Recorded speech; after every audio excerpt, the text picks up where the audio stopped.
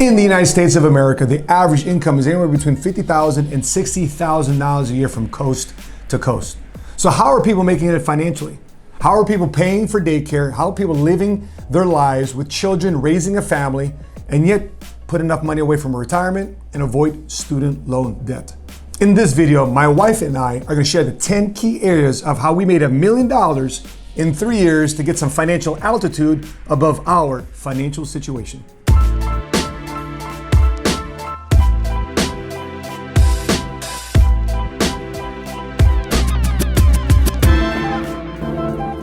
What's cracking, everybody? Money Smart Guy, Matt Sapaula here, hailing to you from Oak Brook, Illinois, from the Money Smart Movement Team headquarters, and I'm joined today by my wifey. You're so cute. You're so cute. Hi, everybody. It's Sheena Sapaula here. Baby, I don't want to lose my cool points. Oh, so cute. Okay. Anyway, give you a little intro, sweetheart. Let's get into this thing. I am Sheena Sapaula. I'm usually behind the camera, but I'm now in front of the camera with him. Rarely does she ever come up in front of the camera, so she agreed to do this because... You're so cute, because you're so cute.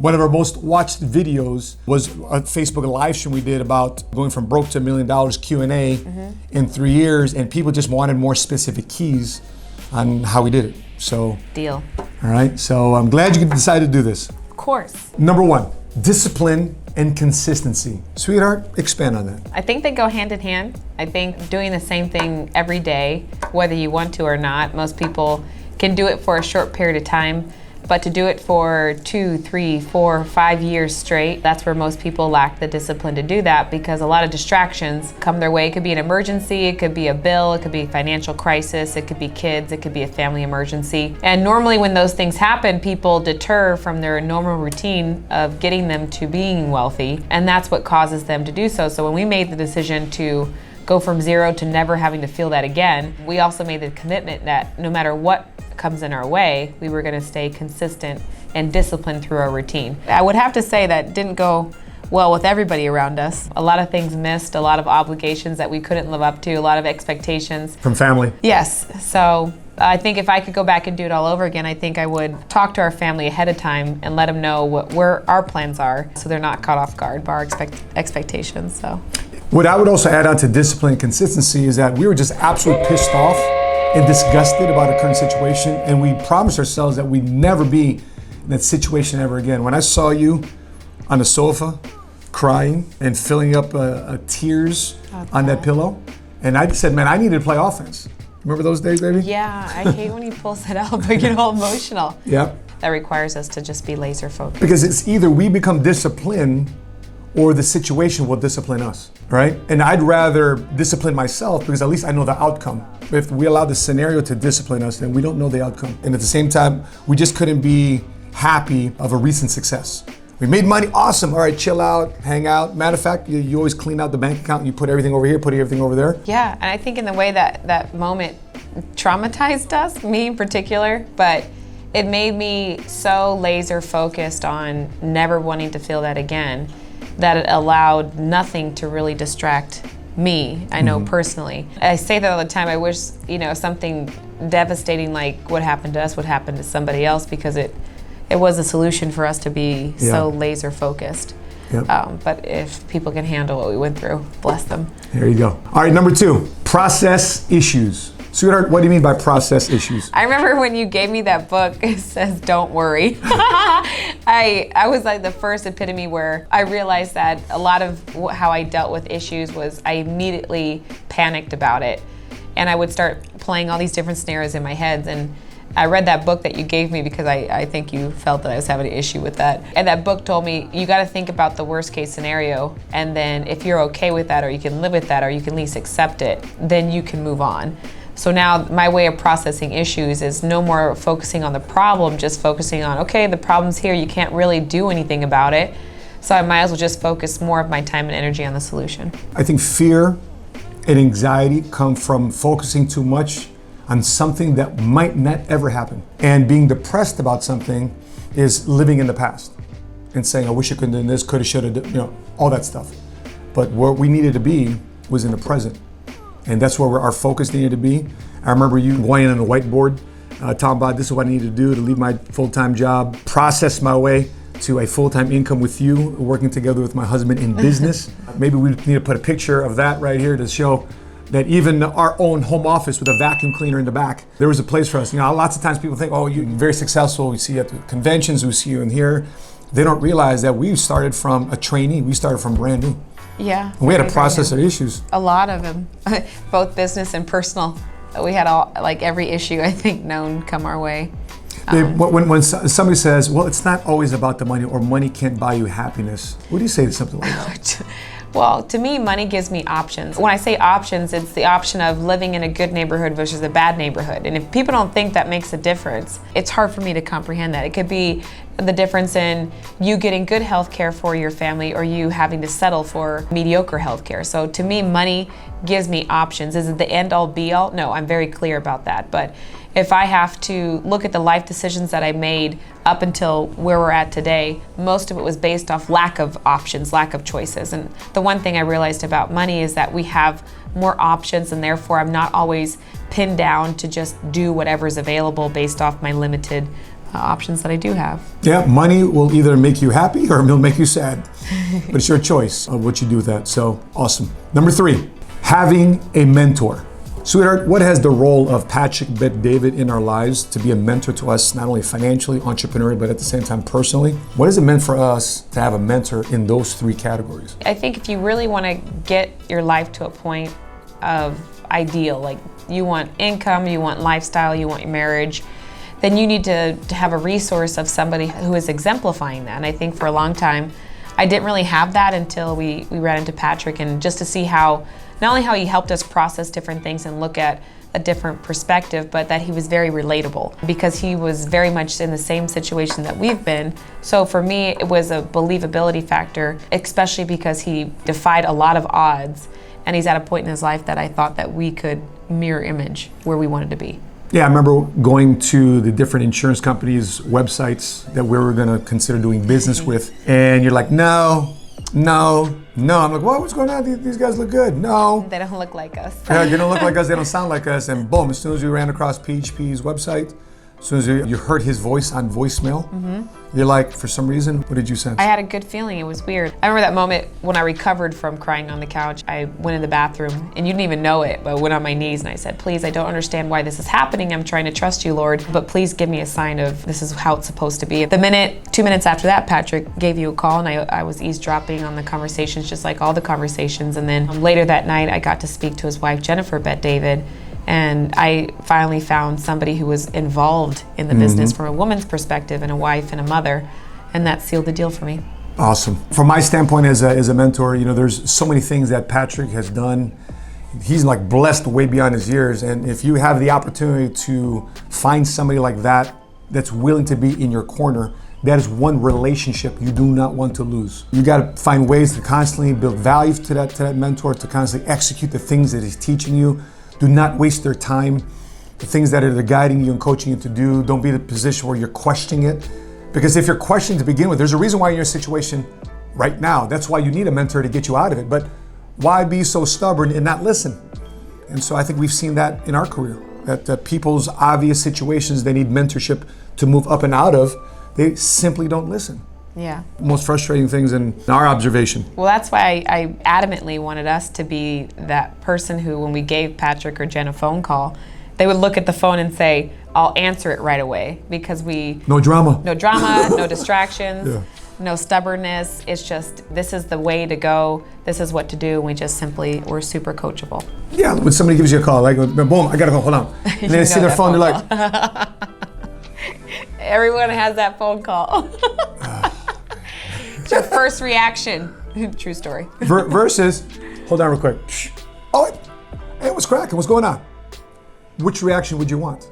So it's really how you not only obtain a mentor, but also how you treat that mentor. And retain one. And retain it. Number 4, platform and company you believe in. So oftentimes, sweetheart, there's people that get involved in business. They either get a franchise, or in our situation, we found a system and a model and a platform, a company that we can believe in. Why is it so important to being a key to making $1 million? I remember when I was young, someone said, do something you love, because if you're just doing it for money, then eventually you'll burn out of it. And I understand completely now, because I ask a lot of people, I'm always curious about how people make money and income. And I said, are you doing this because of the money, or you're doing this because you actually believe in it? And I'll notice a lot of times people say they're just doing it for the money, and I know that their career is not going to last as long as one would think. And so when we found PHP and the platform and the industry and the culture, I said, I love this. And I fell in love with that first. And then of course the bonus of that is we make great money. Yeah.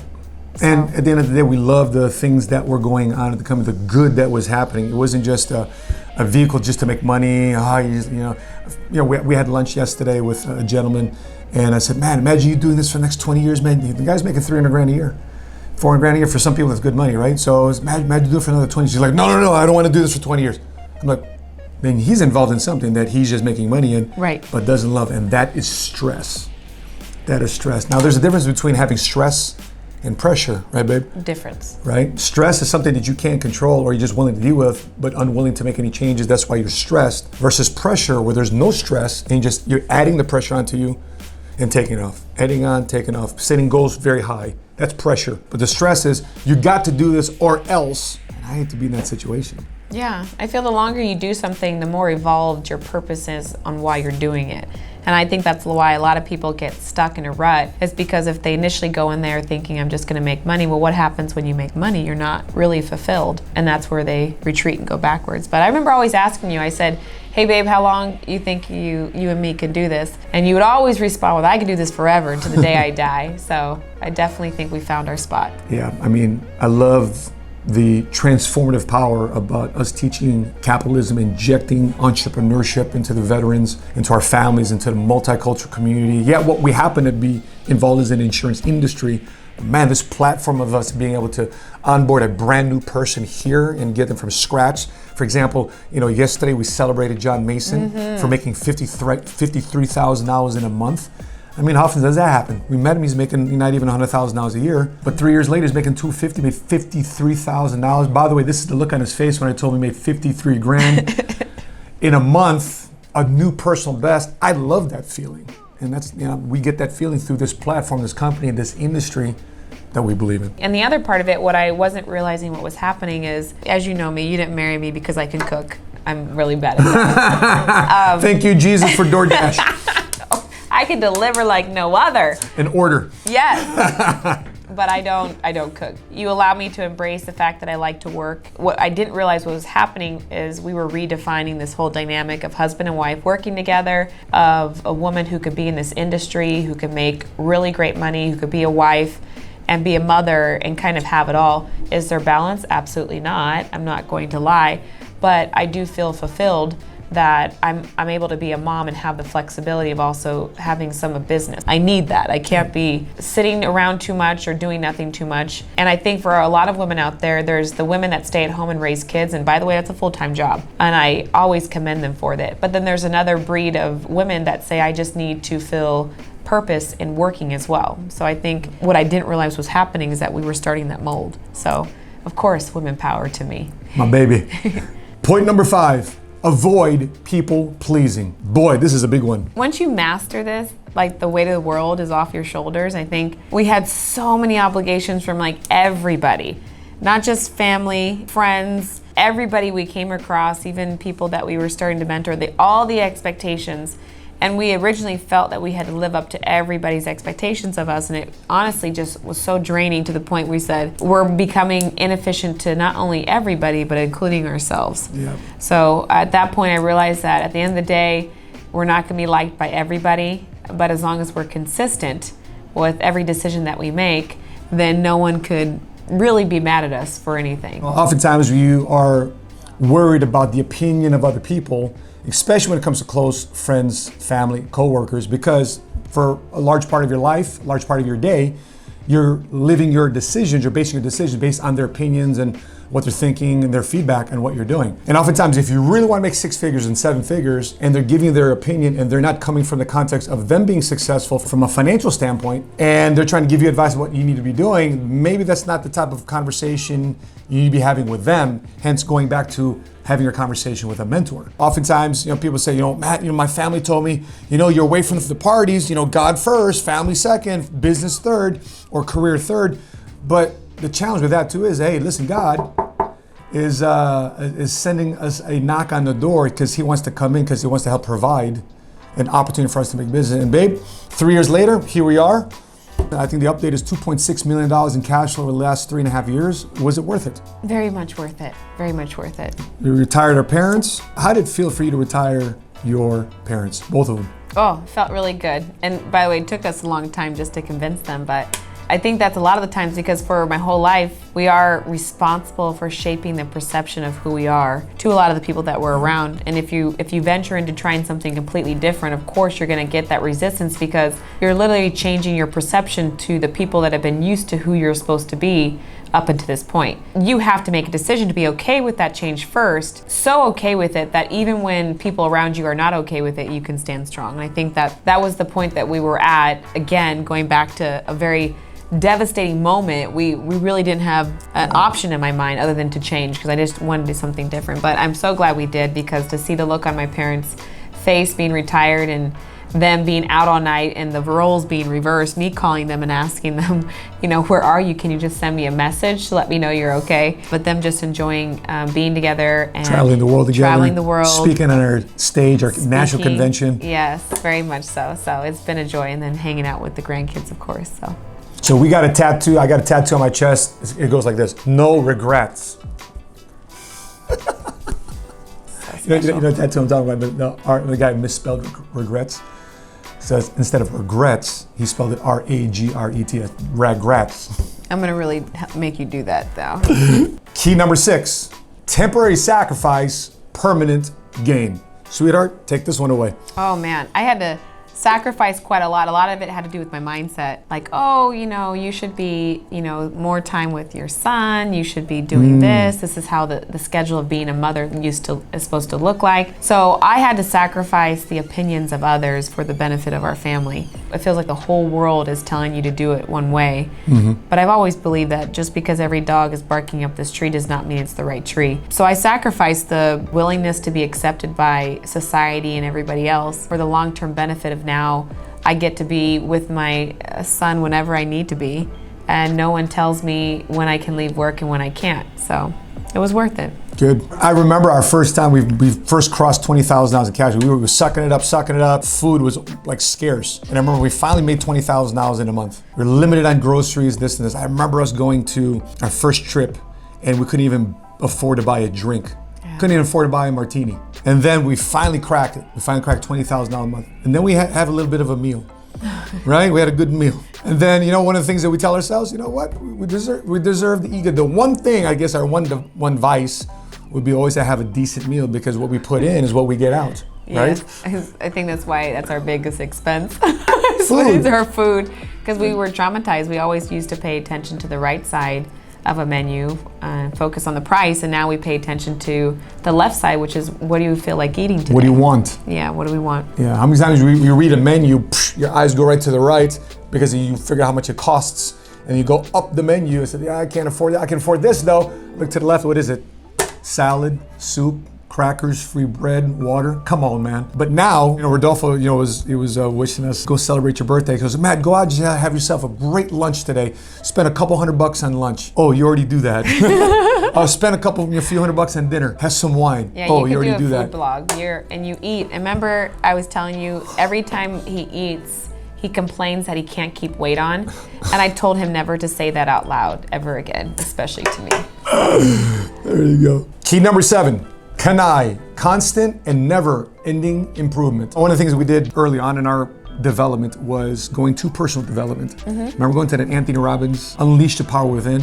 Yes. Everybody's jumping out, Schaumburg Convention Center was just lit. I had to really get used to that. Yeah. Walking the firewalk, hot coals, cool moss, all the different things he had us do. But his thing there was constant and never-ending improvement. So we never settled. Once we got to a certain level, babe, it's not like we just kick back. So, okay, we got to that level and chill. Yeah, I truly think that you're a believer in faith, that whoever you believe in, but we believe in God, that He wants us to live our best life and be the best that we possibly can be. I just don't think people become the best they can be overnight. I think it takes decades or a lifetime to achieve. A lot of times I notice that people get discouraged by how far they have to go to get to where they want to be. And then what I learned is to be more encouraged by how far we've come. So I love the idea of just continually just get better and better and better. Oh, that's so cute. That was a good one. Do that. That's so cute. But no, we are not the same people we used to be, not in our business, not in our marriage for sure. Yeah. Now talk about personal development. That was definitely some development. Which is kind of cool because the reason, a big revelation was that because we work together in business, that the arguments, because it's not like you go to your... Yeah, you can't avoid it, the issues. We're They don't, together every day. You're forced to address the issues. They won't go anywhere. They confront you head on. So we had no choice but to confront a lot of issues in our communication, our relationship. And so we're definitely better than when we started. So I love it. I think we compressed about 10, 15 years of arguments in about 3.5 years too. I sure do feel like that. Yes, I do. Yeah. And we're still here. So not only do we compress, think about this, the average person making $57,000 a year will take about 37 to 42 years to make $2.5 million. But we decided to take this route, which we're going to get to the next step, how, and we compressed what the normal person would have made, what we would have made in 37 to 42 years in terms of cash flow into 3.5 years by constantly always improving. Accelerate improvement. So either you're growing or you're dying. Key number 8, who is at your table? Sweetheart, take this one away. Oh man, I think a lot of times you have to start looking at who you're around. Asking yourself, are they feeding you with positive things, or is it really just a complaint table? Pity party. Pity party, yeah, victim mentality. I get allergic to that the more I've developed. So I tend to only surround myself with people that think even bigger than I do, because that makes me think bigger. Yep, and they want to challenge us even when we're wrong. Like, dude, is that the way you really want to be thinking about this situation? I think you need to consider, for what it's worth, I need you to consider looking at it this way.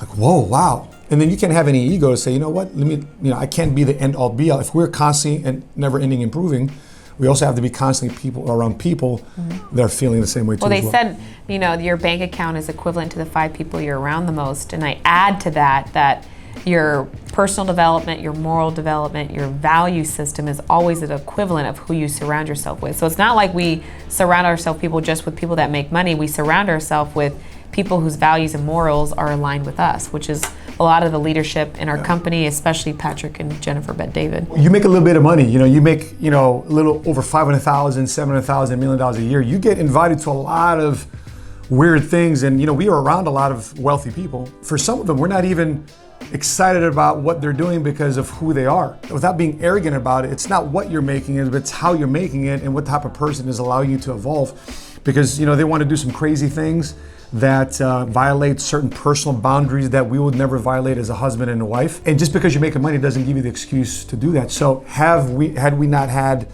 a solid group of people like Patrick Bet-David, like Jose and Marlene Gaetan, like Rodolfo and Ceci Vargas, et cetera, Hector Del Toro, Erica Del Toro, right? Candy and Ellie, yeah. Candy and Ellie, so on and so forth, guys. And by the way, for the guys who are watching the video, I know I'm leaving out a lot of names and I hope I don't offend you, but anytime you start naming names, you tend to miss out somebody and they get pissed. You know who you are, and next time we get to a convention, we'll take a picture, put it on social media, so you know who we're around with, who I'm with.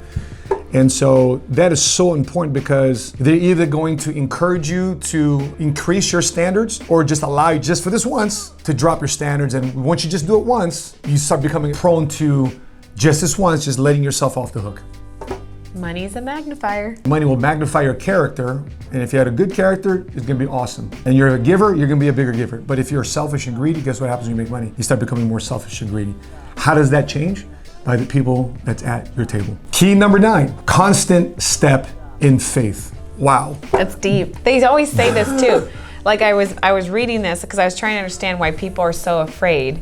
And I realized that they say fear is a spirit. Yep. It's not really an emotion. Yep. So the spirit of the devil, spirit of someone trying to stop you from succeeding. Remember I told you just the other day, I said, when bad things happen, they usually happen when you're on the brink of a breakthrough. Man, it's like on your destination, towards your destination, when you're onto something good, along the way, something bad happens. Well, then the crazy thing is people get surprised every single time. Like, instead of saying, shouldn't you expect this, to the point that you're so strong that you can handle any obstacle that comes your way, because it's always going to constantly happen. You just got to tell yourself, I'm just going to keep fighting through it, because fear is not a natural emotion that you should have. It's a spirit. Obviously, finances are a big thing, and how do we split up our finances? I deferred a lot of things I wanted to buy. If I had my way, I think the house would be filled with Lamborghinis and Ferraris and...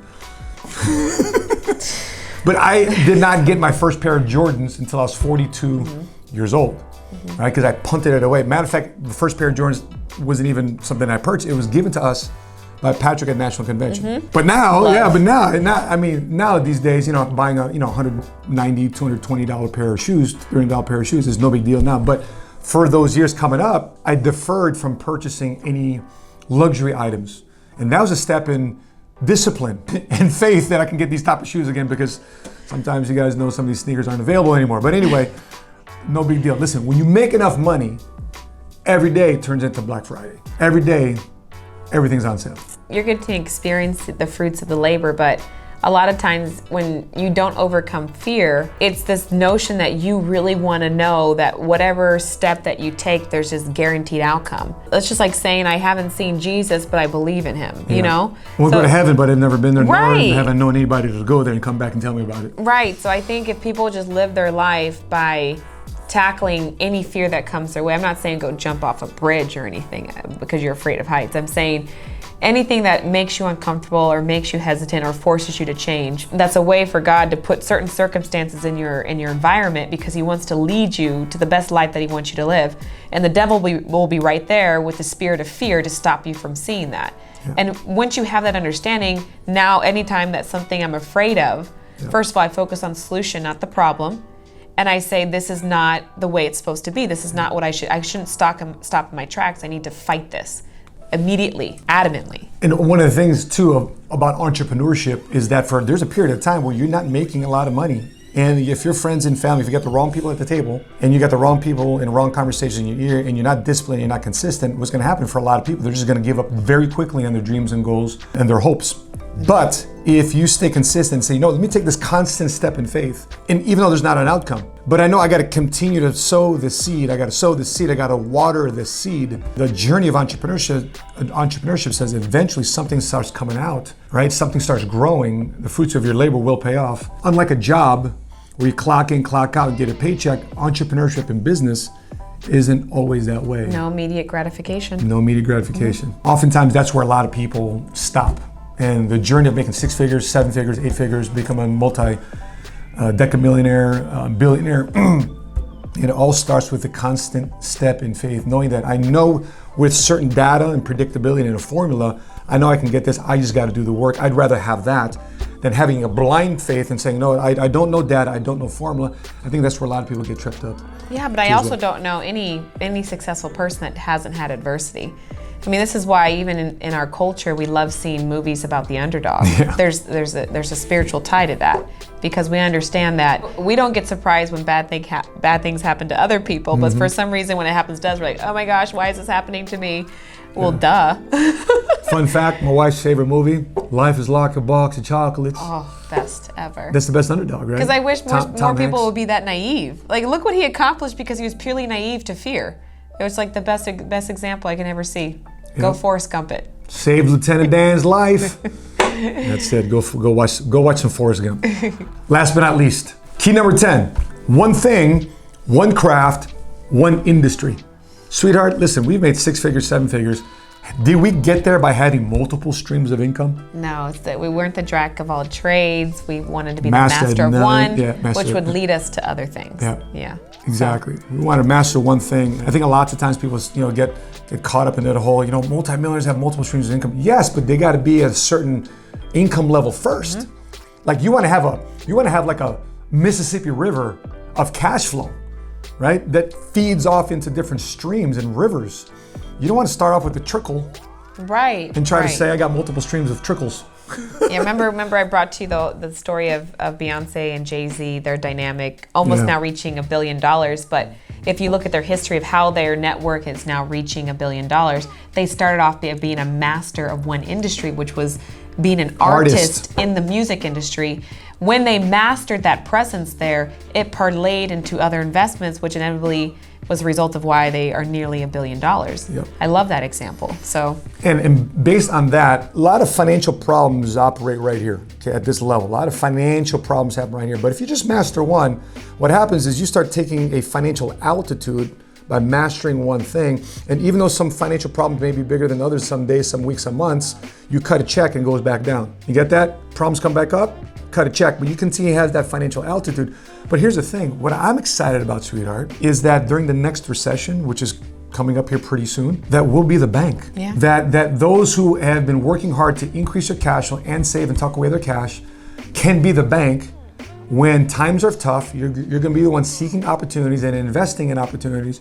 Because I know I've seen 3 recessions in my 20 years of being an entrepreneur. Every time I wish I had more money. And I know one recession is about to hit right now. We're going to have money to invest in, and making $1 million is going to be like just not $1 million a year anymore. It's going to be more like $1 million a month. When did you honestly start feeling that we started getting a little bit of financial freedom? Was it $100,000 a year? No. Was it $300,000 a year? With 4 kids, raising our children, and we're a blended family, so we got dynamics from multiple locations. No, it was clearly $750,000 I felt comfortable. Yeah. Now, granted, we have a business. We're funding a business. We have operations. We have office expenses, staff, all that stuff. But $750. $750. See, oftentimes people get too caught up in a lot of other things. When people present with me Bitcoin and real estate and Forex and so listen, here's what I know about one thing, about one rich industry. And what did you learn about this insurance industry? I mean, you got a degree in finance, babe. I know. I've learned more with my life and health license than I have with my college degree in finance. And I just didn't realize that how important the insurance industry plays to the financial security of everybody's home. So more people need to know it. That's why I wanted to master this one. And for those who didn't know, I don't have a college degree. I went to the University of School of Hard Knocks, which was the United States Marine Corps in life. We were both single parents when we met and got together, but we decided to master one thing, one credit. Well, there you have it, the 10 keys that my wife and I have used to make 6 figures and 7 figures in 3 years. And if these keys make sense to you, I would love to know your feedback. We'd love to know your thoughts. We'd love to know what type of dots you need to connect. So drop them in the comment section below. We'll do our very best to get back to you in a timely manner. But if you're following us on Facebook, make sure you click like on our business page. If you're watching us on YouTube, make sure you subscribe to our YouTube channel and click notifications to be alerted during the next upload of our next episode. So with that being said, babe, any last final thoughts for those people out there looking to get ahead financially and rise above their financial income situation? I think if people look at this, to realize that we kind of mastered each of these keys one by one. Yeah, not all at the same time. No, it's too difficult to do all at once. So I think if it's relatable to you, if you really want to change financially, personally, emotionally, physically, then try mastering these one by one. And they don't have to go all in the same order. But I've enjoyed mastering them with you. You're so cute. So cute. That being said, in the Marine Corps, gotta get my man card back. Whatever. In the Marine Corps, we used to say 1 shot, 1 kill. You master one at a time, you keep going. Make sure you tune into our weekly Get Money series, which is on Tuesdays, Thursdays, Cigars with Matt, and on Fridays, we have a new veteran entrepreneur series interviewing veterans in transition and doing quite well in business for themselves, called the Get Some Veteran Entrepreneur Series. And until we meet again, continue to live smart, continue to love smart, and be money smart today.